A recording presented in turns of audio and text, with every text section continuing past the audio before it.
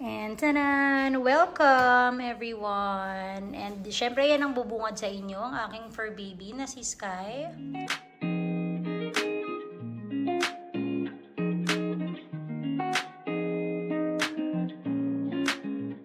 Good morning Canada and good evening Philippines. So para sa video na to, magha-house tour tayo. Matagal ko na itong gustong gawin, of course.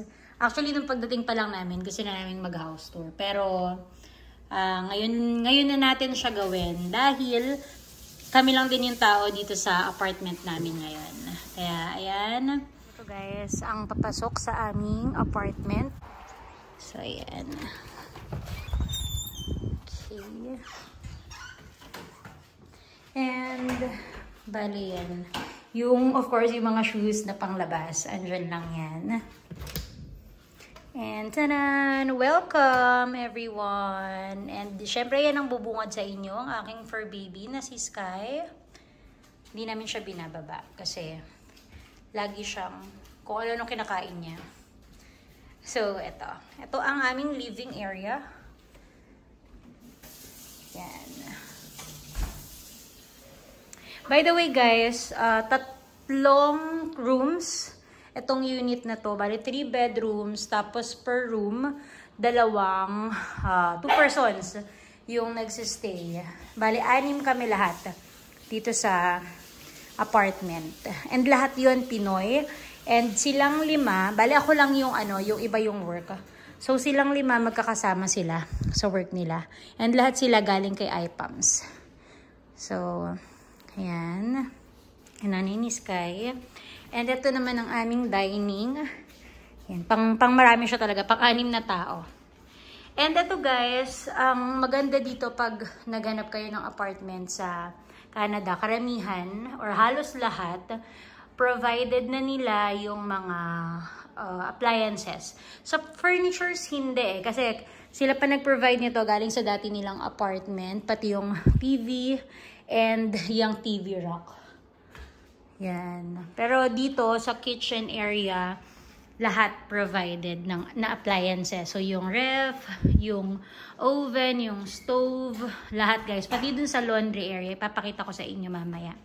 So ganyan guys. Ang ganda niya and malaki. Mamaya din, sabihin ko sa inyo kung magkano yung monthly na binabayaran namin dito. And, ayan. Meron na ring aircon pag summer, of course. And, may heater din, syempre. Napaka-importante yan dito sa Canada kasi sobrang lamig. So, ngayon nga, October pa lang, pero malamig na. Kaninang madaling araw, nasa 4 degrees. And, yan ngayon, parang 9 lang, pero ang lamig pa din. And ito guys, so, pag summer, gamit na gamit to. Pwede ka dyan mag-breakfast and ayan yung neighborhood namin. Sobrang tahimik dito guys. Nasa Ontario kami. So ayan. So ito. Itong nasa left na pintuan ay ang aming pantry. So kailangan talaga dito may pantry.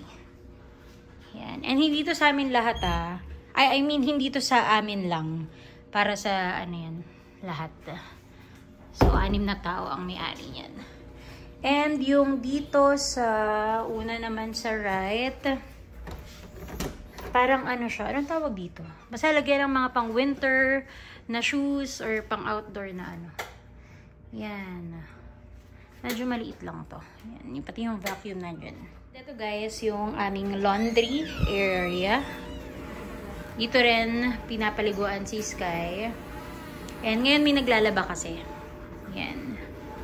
Sige, huwag natin i-open kasi medyo magulo. And ito naman ang aming CR talaga. Wait lang. Open natin. So, ayan. Maganda siya guys and sobrang laki. Diba? Yun yung maganda dito. Parang 1 kwarto na siya sa Pilipinas. Yan. Yes, ayan. Tama nga naman. Lagi may timba at may tabo. O kasi walang bidet. So, dapat meron kayo laging timba at tabo. Galing pa ng Pilipinas yan, guys, yung tabo. So, ayan. Alam nyo na kung kaninong kwarto tong nasa tapat ng CR. Dahil may takip. Ay, may harang para kay Sky, diba? Yan, guys. I think queen bed yung gamit namin.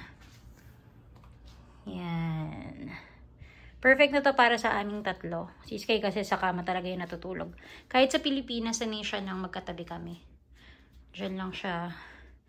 Yan yung ano niya. Potty pad niya. And ayan. Actually, hindi pa ako nakabili ng computer table ko. Baka this week or next week sana. So, yun guys. Para dun sa rent namin dito sa apartment na to, it's 2,100 Canadian dollars. So, parang nasa 87,000 pesos. And ang naghahati-hati niyan, 6 na tao. Hindi ko na pinakita yung mga rooms nung iba kasi syempre privacy na nila yun. Yung sa amin naman kasi, okay lang kasi video ko naman to. Kaya yun. Hello, Sky! Ang dilim nyo. Yun, $2,100 Canadian dollars. Per person, 350 lang yan. 350 Canadian dollars. Sobrang baba niyan. Kaya maganda dito sa tinutuloyan namin. And ang binabayaran lang din namin doon ay hydro and yung sa internet. Wala pang $50 yata yan per month yung dalawa na yun. So sabihin natin nasa 400 Canadian dollars per person lang yung nagiging gastos dito sa bahay. Tapos yun, sa groceries. And guys, ang isa pang reason kung bakit ito yung kinuha namin kasi pet friendly siya. So, maraming mga apartments dito na magaganda and medyo mahal pero hindi siya pet friendly. Kaya ito talaga yung kinuha namin.